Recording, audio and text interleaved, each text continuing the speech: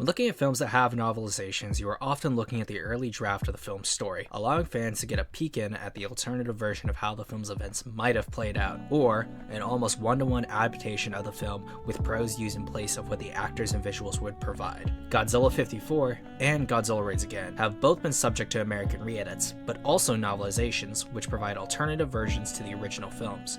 Both of these novellas were released in 1955 and written by Shigeru Kayama.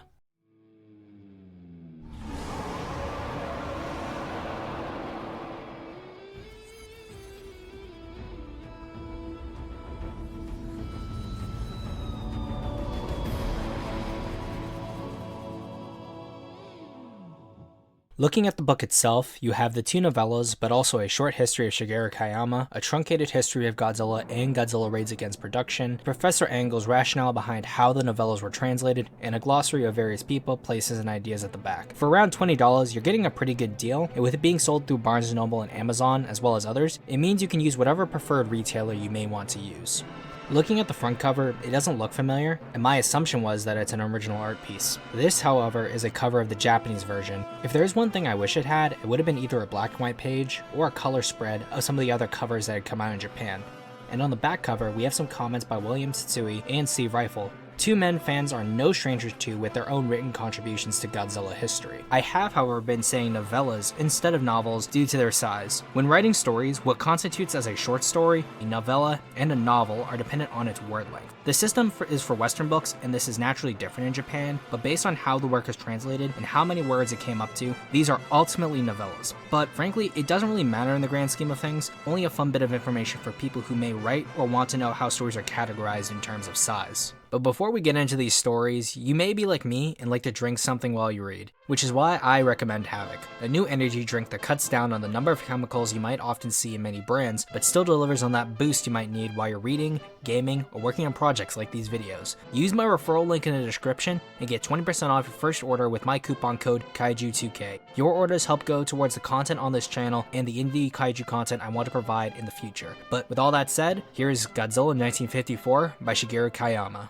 Before the story begins, Kayama talks to the readers directly, stating that although Godzilla himself is fiction, nuclear weapons are not. As all the creators were staunch anti-nuclear weapons advocates, it's interesting to see the author's direct feelings as to what he wanted for his story, a developer's commentary if you will, making the message all the more clear. We open up on the Ikumaru as we do in the film, learning that the name of the guy playing the harmonica in that scene is named Saburo. We get back and forth between him and other named sailors on the ship, helping us further humanize them before Godzilla destroys it. We are also introduced to Emiko and Ogata, with them making plans that have to be put on hold due to the Ikumaru sinking. But this isn't actually Ogata. In this version of the story, the quote-unquote main character is actually Shinkichi. The Odo Island native spent his elementary schooling in Japan proper, which is where he met Emiko before working for the Maritime Safety Agency. In the film, Ogata worked for the Coast Guard, but in the novel, Ogata is actually one of the company heads we learn the name of later on. In fact, one of the characters we see with Ogata in the film coming into the office to discuss the Ikumaru sinking is identified as Ogata in the book. In this story, we have essentially three distinct age groups. The younger characters, who are represented by Emiko and Shinkichi, who are the closest stand-ins for the intended readership. The middle-aged characters who were or could have been active duty during the war, such as Ogata, Hagiwara the reporter, and Serizawa. And finally, the older generation, chiefly represented by Dr. Yamane. At the time of filming, Akira Takarada was about 20. While we don't know how old specifically Toyoaki Suzuki was at the time, given how Book Shinkichi feels more like Ogata in action, Takarada's face is more of who I think of when it comes to both Ogata in the film, of course, and Book Shinkichi. A lot more than Suzuki. But like in the film, the Bengumaru is dispatched to look for the Ikumaru, but is also sunk.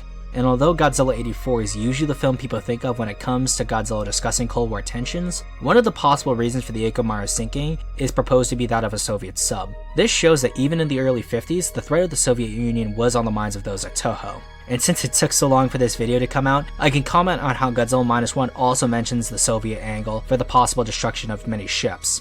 We also see Muramasagi and his group as they find the survivors of the Bengumaru, and it is actually them finding the survivors and their connection to Odo Island, which is the reason why Hagiwara was sent there in the first place. This is where Shinkichi in the film is first seen. However, we actually follow him as he returns home, and we learn specifically from his mother that Masagi went out fishing, which is what causes Shinkichi to be concerned for his brother. But like in the film, we have a scene with him next to one of the older men on the island, and they both see the wreckage out from the hill, signal the alarm, and come to the beach. And it's actually in the book we have Shinkichi holding his brother Masaji rather than a random islander. It is here that the legend of Godzilla is introduced, with Hagiwara interviewing Masaji as he does in the film, though his skepticism is far more overt and condescending, as when he attends the protection ceremony, Hagiwara essentially laughs off Godzilla, and the ceremony is pure superstition. There is also mention of a comet that passes over the island at this time, and is seen as an omen, which makes the whole first time on Odo Island a far more mystical affair before Godzilla is properly introduced. The idea of Godzilla and other kaiju being kami has started to become a bigger part of franchise analysis. In an overgeneralization of Shinto, kami are deities, spirits, and natural phenomenon that are revered in the religion. However, if humans perform improper actions or damage the environment, this can cause a kami to incite their wrath upon the people unless they are sated properly. In a way, that is what Godzilla is to the people of Odo Island, a sort of kami-like deity. However, we do have a more materialistic and secular origin for Godzilla, but it's his legend on the island that helps ground him, tying his presence to Japan's past and traditions, and how that conflicts with the modern world. As is in the film, Masaji and his mother are both killed in the storm, as Shinkichi cries for them from outside the house. However, it's portrayed a little bit differently than it is on screen, as the brothers had actually come back from the ceremony, instead of them already lying in bed and hearing Godzilla's approach. On a side note, it is interesting that there's this perception that Godzilla King of the Monsters didn't respect the original work due to downplaying the touchier elements from the bombs, but when you look at Hagiwara versus Steve Martin, outside of minor skeptical, when Steve is first told about seeing the monster, he's far more reserved, respectful, and curious, versus Hagiwara, who only comes across as respecting Godzilla after seeing death and destruction caused by him firsthand. Coming back from the island, we do hear about Godzilla having fed, as 12 cows and 8 pigs are gone from Odo Island. And in DVD commentaries for the original Godzilla from classic media, it states that in original treatments, it had Godzilla's main motivation being hunger. This is possibly true and may be preserved more in the audio drama version of the story, but in this story here, Godzilla's eating is more of something he does on top of him attacking ships and overtly trying to kill people. As is in the film, we have the conference and the second expedition to Odo Island planned. We are also introduced to Serizawa here as we are in the film, waving goodbye to the ship. He's described as cold and prickly looking due to his lost eye, but also scarring around that area of his face. In a later chapter, we learn that his hair is actually long due to hiding his scars. We actually hear on this poster seeing an appearance for Serizawa that is a little closer to how he's portrayed in the book, along with another detail that will become more relevant in a moment. Akihiko Harada was 27 at the time of the film, and due to Ogata and him being a part of a love triangle with Emiko, it would make sense that the two men would be closer in age to each other.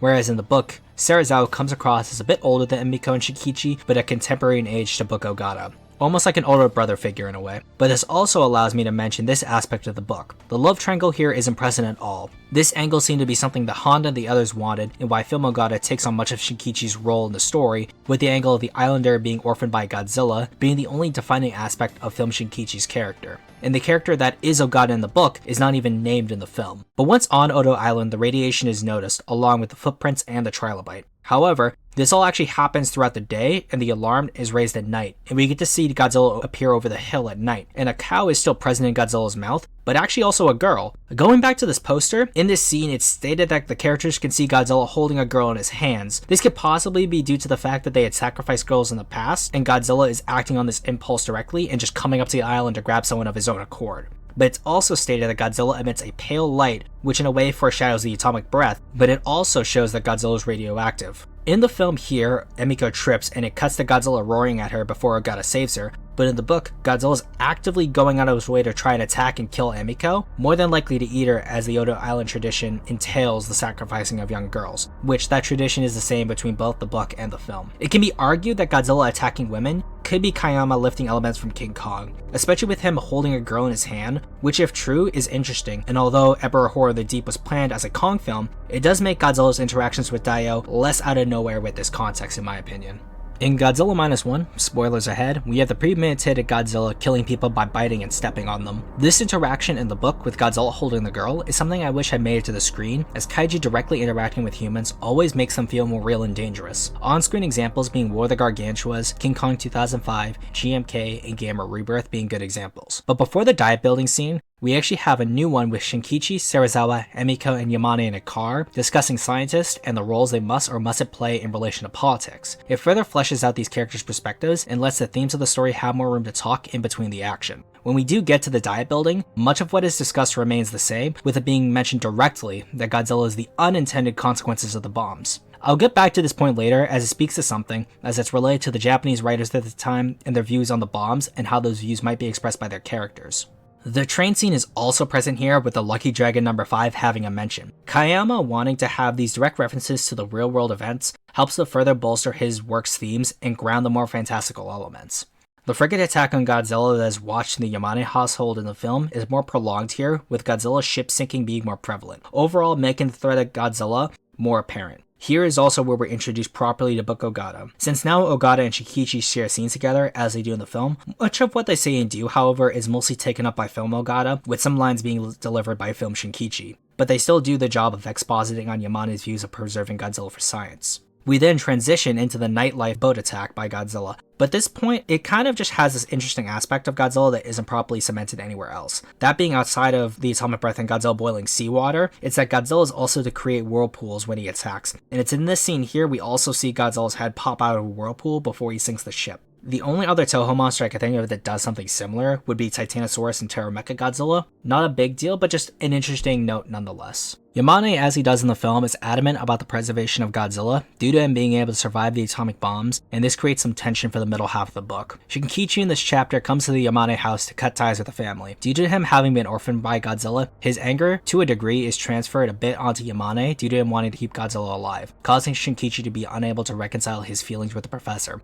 leading into a moment I wish was also present into the film. Yamane is very warm and understanding of Shinkichi's position, and as a result, the relationship between the two remains throughout the novel, and overall, it makes Yamane out as not just a man of science, but someone who is down to earth and can understand why someone may not agree with his more evidentialist view. This compared to Yamane throughout the film, who just is completely wrapped up in science and is far more gloomy and dour due to the military consistently wanting to kill Godzilla, and he doesn't get much else besides this, and his one moment at the end of the movie. We jump over to Emiko, as she and Hagiwara go off to see Serizawa on the advice of Ogata, instead of in the film where Hagiwara's boss of the paper sends him off to interview Serizawa. The quote-unquote interview goes about the same. It's actually this scene that I do feel is done much better in the film, since Emiko had to come to Serizawa to also tell him about her and Ogata, and there's this unreleased drama and tension due to the focus on the mystery of the oxygen destroyer. It's giving Emiko a second secret, as she's unable to tell the first one, and comes back to Ogata telling him she was unable to tell Serizawa about them, but keeping the secret of the oxygen destroyer from him. The mystery of the oxygen destroyer itself is still built up about the same, but is the absence of the second plot element that makes the scene in the film far more powerful. But inversely, the chapter in the book that follows this, I feel, would have elevated the film even more, as Shinkichi and Yamane continue their discussion on the dilemma of Godzilla, and it is here where we get this line from Yamane. Fortunately, this amazing chance hasn't been given to Japan. We Japanese have caused a great deal of trouble to people throughout the world. Carrying out this research is our one and only chance to make reparations for all that. Page 66. With it mentioned earlier that Godzilla is stated to be the unintended product of the bomb, and this quote here, it's clear that at least Kayama in this version of the story does not directly blame America as needlessly choosing to kill civilians, or the Japanese seeing themselves as inherently blameless. Often within discourse around Godzilla, there seems to be a norm of looking only at the bomb's effects, and not the causes and consequences that led up to those choices. Yamane views this endeavor as one of redemption, but also creating a better tomorrow. To me, it definitely brings into question other moments in Godzilla history fans have often tended to get very adamant about as having quote-unquote bad implications. Godzilla is anti-war, and claiming that it is anti a specific group is partisan nonsense to me. Going further though, we see that Yamane's dedication to beliefs go, one could say, to the extreme, as when Shinkichi asks him this, if Godzilla had or will kill Emiko, would Yamane waver in his views? The doctor says he wouldn't. It may seem callous to some, but shows just how committed Yamane is to his feelings regarding Godzilla and the value of keeping him alive for science. When Emiko does return from Serizawa's house, despite her anguish at what she has seen, she decides to do her duty, helping soothe the tension between her friend and father. She is able to take her mind off one problem by doing what she can to help another. It's one of the reasons why I really like her character. But it is short-lived as Godzilla is coming. This moment is another where the movie has it on the book. With the removal of the love triangle, as I said, there is no added tension to Emiko unable to tell Serizawa about Ogata, and with the lack of this, Serizawa's decision at the end of the story has a little bit less tragedy to it. The characters take to the street, and despite the argument Yamane has with Shinkichi, the two share a moment where we actually see the nobility in Yamane, where he encourages the young man to do what he feels is best, even if Yamane himself doesn't agree with it, which pulls at Shinkichi's heartstrings. We have another out-of-universe comment here, talking about the sirens signaling Godzilla's approach being similar to those used during air raids from the war, and an interesting explanation in regards to the train scene. I've wondered myself why the train didn't know Godzilla was close or was coming, and why it hadn't taken a stop earlier, but it's explained that with how the trains work, they do not take many stops and go from one, do a long trip, and then stop, meaning they would have known about the danger beforehand, making them unsuspecting victims to Godzilla. And his rampage here is overall the same as it's portrayed in the film, with small details added that wouldn't be out of place in the film, while others are being different, such as Godzilla kicking through the bridge instead of flipping it with his hands as he does in the movie. And Godzilla described here, as he was in Odo Island, as glowing a bluish-white light, which continues to foreshadow the atomic breath and gives him a far more ominous, almost ethereal mental image to me. The next chapter begins with an after-action report of Godzilla's attack, with machine gun rounds stated to have bounced off Godzilla's skin, reminding me of how we see it in Shin Godzilla. We are also introduced to a new character, Mitsuko, the sister to Saburo. She hands off a letter to Shinkichi, which is revealed to come from a group calling themselves the Godzilla Society. We see a similar group quickly seen in Shin Godzilla, and this will all tie into another character later, but that's neither here nor there, and I'll get to it because the whole society angle is just kind of somewhat of a missed opportunity, although understandable. It is also in this chapter that Yamane directly states his displeasure at the idea of the power lines. I also recall again on the Classic Media Gojira release, in one of the special features talking about the development of the story, it states that Yamane in one treatment is described as a more gothic-like figure and overtly tried to sabotage the power lines. I've never heard of this idea outside of that special feature, but found it interesting to note nonetheless. We also have a similar scene where Ogata is told to leave the house by Yamane, but since Ogata is a totally different character and no longer is tied to Emiko, this condemnation has less impact as it goes from the equivalent of a future father-in-law telling you to get out of his house to essentially telling an acquaintance to leave. But it is also here that Ogata brings up the G Society letters, and people have been receiving a bunch of them and accusing Yamane of possibly being the leader of the society. I'm gonna spoil the outcome of this essentially totally. It's purely a red herring, and had there been more to this angle, it would have ultimately extended the length of the book, but messed entirely with the pacing because this doesn't lead anywhere. But the chapter ends on a mention of birds, similar to some of the scenes we see of birds in a cage in the movie, and it sort of helps end the human drama before we get the monster spectacle. Much of the buildup remains the same, though it's mentioned some believe that Godzilla was actually a robot controlled by the G Society. As I've said, this whole subplot is completely inconsequential, but it's interesting that they mentioned Godzilla could possibly be a robot, as at the time, Toho early on did not want people to know that Godzilla was a man in a suit, and said possibly a machine, robot, or something else other than a man in a suit. Ogata and Shinkichi during this chapter find more letters relating to the society, and spend some of the chapter chasing a shadowy figure through a building, while Godzilla engages the power lines. Despite the glowing around Godzilla described as bluish-white, his breath when finally revealed is ultimately a white stream compared to that of a flamethrower. And from here, we see Godzilla do much of the same as he does in the film, lighting a car on fire, destroying the clock tower, attacking the diet building, and reporters commenting on the destruction. Though, in the book, they're on top of their own station's building, similar to the reporters in Godzilla -1, rather than the tower that they are in the film. And the law of the rampage of the film is only 2 pages in the book, and it describes the human reactions to what's happening and what they're doing to stop the destruction of Godzilla, more than long prose about Godzilla's actions. But what I find most interesting is the lack of this specific scene here.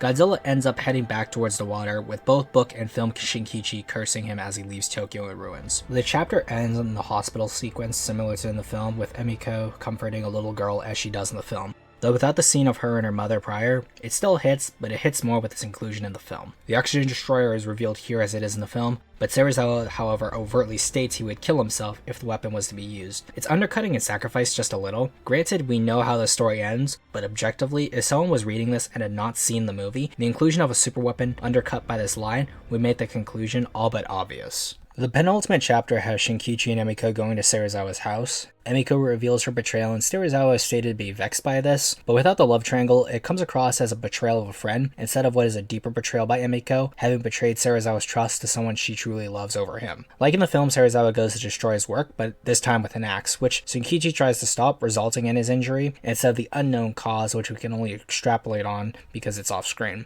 Prayer for Peace occurs here, though interestingly that's the name for the final chapter of the book. Serizawa ultimately burns his notes and Emiko cries here as she does in the film, but in this case it actually makes more sense that she knows Serizawa will kill himself that she cries, and I guess Emiko never really told anyone Serizawa planned to kill himself, and in a way her directly asking for forgiveness here makes a whole lot more sense, but I guess it can be inferred she told someone about this in the film, but it's all guesstimation essentially. We don't know and we don't see it, so it doesn't really make too much difference, but it can be argued whether or not the impact is stronger since we don't know Serizawa intends to kill himself now. The final chapter begins by tying up the G Society plot thread. We learned ultimately that it was a culprit, and a lone individual at that, who we don't even know. He's not actually a character in the book, and it's not someone we saw throughout the story. He's never given a name, and the most we do know is extrapolated on by the characters who say he had a criminal history, and he had some possible goal, maybe monetary, and using the Godzilla attacks as a way to do that. Since this plot goes nowhere, and it makes sense that Shin Godzilla only had this idea brought up briefly in a protest scene, I do have to say that there is some missed potential from it. Setting up a character or group of characters that could have tied to some idea surrounding tragedy and taken advantage of the strife, which a straight up actual cult, would have been cool, but I guess it was just something to keep the characters around before we actually ended up killing Godzilla. But ultimately this concept from the original story remains the most untapped. As in the film, Serizawa and another go down, but in this case, Ogata is telling Shikichi to go with him, luring Godzilla and ultimately deploying the Oxygen Destroyer. We are told about Godzilla trying to escape the weapon but failing, and we also learn here that Godzilla rising out of the water wasn't him writhing in death or trying to escape, but actively trying to hatefully kill the people on the boat, but ultimately failing. Serizawa wishes Emiko and Shikichi to live well, but without the love triangle angle, this comment comes off as less bittersweet. But overall, the ending is far less downbeat. There are many characters described as celebrating Godzilla's death, similar to the 56 King of the Monsters version, but we still get Yamane's speech like we do in the film. Though many feel his speech's exclusion in the American edit was a bad choice, and I do agree, but with how the scene's described here, it does make sense that we could have had Yamane's speech here and still have the more upbeat ending that the American edit was going for. Overall, the original Godzilla novel is exactly what it feels like, a book which provides more context to a film with some scenes added and some changed. Many differences tied primarily to Shinkichi and Ogata, as the film creates the love triangle that serves as the central human drama. The book has a more open human plot essentially, and it doesn't feel like there is much of an emotional hook. But having a story in prose lets us see more into the minds of the characters like Dr. Yamane and Serizawa. But Godzilla 54 wasn't the only story here. Kayama was also the writer behind Godzilla Raids Again, and what I have to say is much different from the original. Unlike Godzilla 54, which I had 6 pages of written notes for, Godzilla Raids Again had only a double-sided page at most. The books came out in 1955, and Raids Again was already a rush production, and without Honda as director, whose own choices are what changed the first film so much, a lot of Raids Again's novel is essentially the exact same as it is in the film. And this is despite being 3 chapters longer, with Godzilla 54 at 11 chapters versus Raids Again's 14. Though with over half of these chapters being almost one-for-ones of their film counterparts, what are some insights and changes we can get here from Gigantus? I mean, Godzilla Raids Again. The beginning starts off essentially exactly the same, with Tsukioka looking for Kobayashi after his plane malfunctions, and the two of them ending up on Odo Island. The most stark difference, however, and something I prefer over the film, is Godzilla's introduction. Instead of the two men noticing Godzilla and Anguirus, who seem to appear out of nowhere, Godzilla is described as looming over the crevice, and instead of the pair heading into the ravine to hide from the fight, they are instead trapped as Godzilla tries to wedge his head in between the rocks, and when that fails, tries to grab them with his hands. Like in the first film, Godzilla here actively goes out of his way to try and kill humans it sees. With how this scene is described, it reminds me of what Toho would do with Komonga in Son of Godzilla, what Dallas and Corey Productions did less convincingly in the American edit of Varan, and for a more contemporary example, in The Lost World Jurassic Park, and Godzilla 98 for what it's worth. This also changes how Anguirus is introduced, who instead comes up from the ocean and ambushes Godzilla, but unable to defeat him, retreats with Godzilla in pursuit instead of the two falling into the water together. The two pilots escape and we have the meeting, which goes about the same with it going over Anguirus, keeping the monster and the dinosaur Ankylosaurus synonymous, along with the positing of Anguirus having a second brain to account for its agility despite its size. Funnily, this is the only time this is mentioned for Anguirus as an idea, and this would actually carry over for Godzilla and Godzillosaurus as a whole in the Heisei series. A detail that will be subsequently dropped for Godzilla is how he reacts to lights. Yamane comments on this and how more than likely his reaction to lights is strange due to him being burned by the bombs, which is where the idea of using flares comes into play. and this is overall consistent with how Godzilla is portrayed in the first book. Godzilla is also never really described much in this story, or compared to how he looked in the first book, and even in the first book, his descriptions are rather sparse. But no one comments on this Godzilla looking different from the first one, and Tsukioka himself mentions that it could be the same Godzilla that attacked Tokyo, probably not even knowing that Godzilla had died. And Yamane brings footage of the 54 attack. There's no mention of this Godzilla looking different from the new one. We do know that the second Godzilla suit was slimmed down to ensure more flexibility when fighting Anguirus, and every other design change after was just to show how Godzilla was meant to come off to the audience. More than likely, the particulars of Godzilla's design didn't matter much to Kayama in this aspect, and the original 54 Godzilla was all that was on his mind. When we finally get to the operation in a later chapter, we actually start it from the perspective of Godzilla. Both novels do not go into much detail about the mindset of either Godzilla, but here we read that Godzilla is taken aback by the flares, comparing them to the nuclear test, which he describes as loathsome. Hate is something that is extremely prevalent in both Godzilla's characterizations, consistently describing both as wrathful, with eyes always described as bloodshot, and going out of their way to kill humans. Either specific humans in groups in the case of Emiko, or in the case of Raids Again, only stopping his attempt to kill 2 humans he can't get at because of another monster. We tend to forget this character aspect of the early Godzillas, choosing to see his actions as purely allegorical, or only choosing to see him as a victim lashing out without malice like an animal, with only GMK really being considered malicious. In the film, this is the point where the infamous prisoner scene also occurs. It comes out of left field and is seen only as a way to draw Godzilla back to Tokyo, and in function this is true, and due to a lack of buildup is also true that it's out of left field. But in the novel it's contextualized. An earlier chapter focuses on the preparations to black out Osaka, and we see the relocation of assets and people, and we are also told the prisoners are also being relocated out of Osaka, and that is why the prisoners are present here, tying their placement in the story more to the threat of Godzilla. Logically though, a reader might wonder why anyone would try to escape at this time, but considering all the resources are being put into luring Godzilla away, combined with the empty city, had they escaped, there would be a lot of room to lay low and escape the city free if Godzilla came ashore. Minus some details, their escape and their pursuit by the main characters and the police is essentially the same. Like I said, a lot of these chapters are essentially one-for-ones, and that's also what I put in my notes too after I finished a chapter. But with the fire from the city, the flares, and Godzilla himself, ultimately it attracts Anguirus, who ambushes Godzilla, setting in motion the battle in Osaka. The fight in the novel is far more animalistic, with bites, tail slaps, and clawing, and Anguirus and Godzilla are stated to be jumping on one another as they fight, giving them a level of agility one might not expect. It reminds me of the Leaping Laylaps piece by Charles R. Knight, and the dinosaur fights from the 1925 Lost World, especially with how it's described as Anguirus is climbing on Godzilla trying to bite at his neck. Another interesting note in the fight has to do with Anguirus having powers. Like I mentioned in a short a while back, Anguirus was meant to actually have an atomic breath like Godzilla, among other unrealized abilities. But here in the novel, Anguirus has an atomic breath of his own, which is also referred to as an incandescent light, and described to be as powerful as Godzilla's breath. But as in the film, Godzilla emerged victorious, but in a far more video gaming way in my opinion, striking Anguirus once on the neck with his tail, then spamming his tail strikes before Godzilla delivers a kick that sends Anguirus into the castle, versus him tackling Anguirus into the castle. This ultimately seems to be what kills Anguirus, and like in the film, Godzilla emulates the corpse. The image in my head of Godzilla wombo comboing Anguirus into the castle is funny and more in line with the later Showa era fights, and the more animalistic neck bite feels far more consistent with how the monsters are described as fighting in the book and of course the film. I guess it's also kind of weird in this case, seeing as Godzilla's able to emulate both Anguirus' corpse in the book and the movie, though I guess without Anguirus having an atomic breath, it makes more sense in the movie to have the corpse burned. Once Godzilla heads back into the sea, the book follows the film for the remaining 6 chapters. The only details of note being Kobayashi more overtly flirting with Hidemi, and like in the film, he leaves behind his notebook revealing his fiancée, but like in the film, she isn't named or elaborated on in the book. And Kobayashi's death kind of has a little bit of a better reaction, with Tsukioka having a rather dramatic no as he watches Kobayashi's plane crash. But Godzilla still ends up encased in ice, and Kobayashi being honored as being the one to help figure out how to stop Godzilla.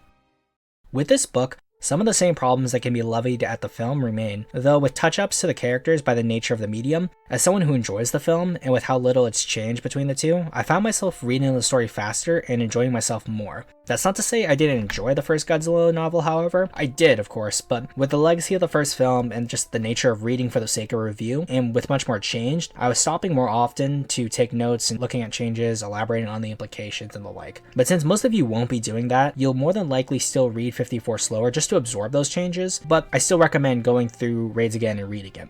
It's also good, I have to say, that both of these books were paired together, because of course Raids Again is far less loved, and it ensures that the story made its way to the States and translated. After the novels is where, like I said at the start of the review, an afterword by the translator Jeffery Angles goes over the topics such as the history of Godzilla, the history of Shigeru Kayama, and thoughts on the process of translating the book. For the superfan, much of the commentary you'll have heard before, but for those less in the know, it's a concise set of facts that will help you appreciate the legacy of Godzilla, and I do appreciate Mr. Angles' commentary on his own, talking about how it was to translate these books. But that is my review and overview of these two novellas. Even months since its release, it's crazy to see these books translated and widely available to order. Maybe we could see translations to other books such as The Luminous Fairies and Mothra down the line, but maybe that's a pipe dream. I would like to thank first Minesota Press and Jeffery Angles for choosing to translate this book, and a special thanks to Heather Skinner, as it was by contacting her that I was able to get my hands on an advanced reader's copy. Subscribe to the channel if you haven't, and if you're feeling generous, sign up for my Patreon for exclusive projects and help decide the future of videos. Join the Discord for memes and discussion, and tell me your thoughts on these stories in the comments below. I'm Zemzilla, and I'll see you guys next time.